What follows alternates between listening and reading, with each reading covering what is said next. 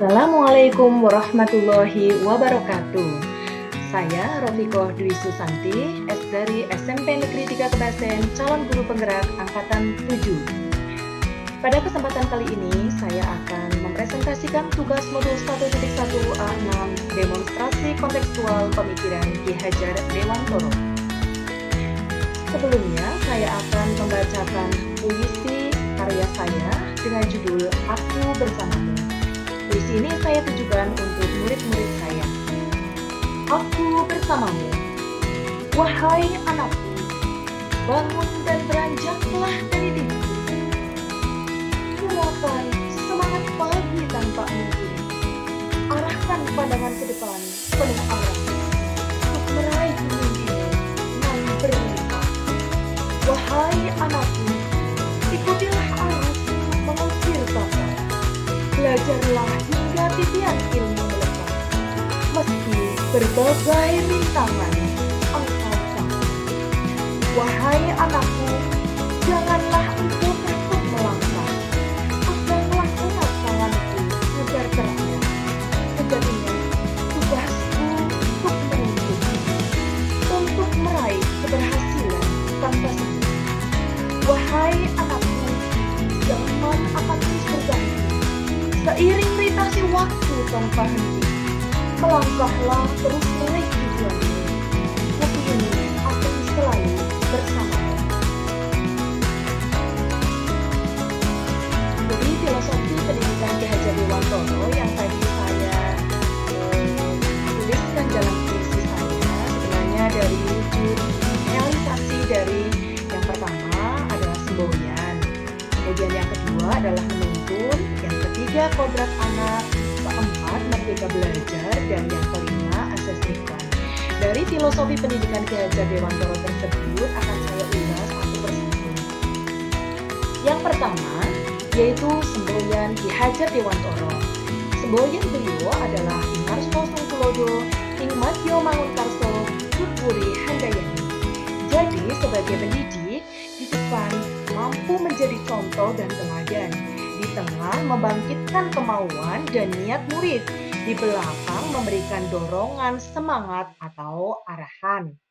Kemudian dari pemikiran Ki Hajar Dewantoro yang kedua yaitu menuntun segala kodrat yang ada pada anak agar mereka dapat mencapai keselamatan dan kebahagiaan yang setinggi-tingginya, baik sebagai manusia maupun sebagai anggota masyarakat. Pendidik hanya dapat menuntun tumbuh atau hidupnya kekuatan kodrat yang ada pada anak. Pendidikan dan pendidik memandang anak dengan rasa hormat, bebas dari segala ikatan, dengan suci hati mendekati sang anak, tidak meminta suatu hak namun untuk berhamba pada sang anak. Hingga pendidikan harus berorientasi atau berpihak pada anak.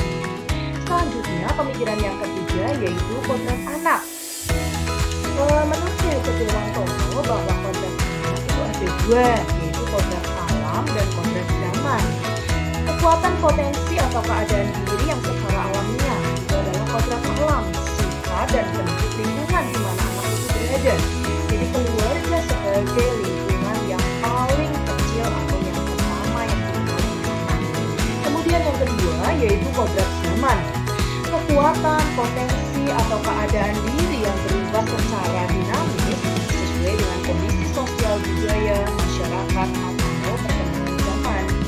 Jadi sebagai seorang pendidik, hendaknya selalu mengingat bahwa segala kemampuan anak didik, baik mengenai hidup diri pribadinya maupun hidup kemasyarakatan, jangan sampai meninggalkan segala kepentingan yang berhubungan dengan kodrat keadaan, baik kodrat alam maupun kodrat zaman.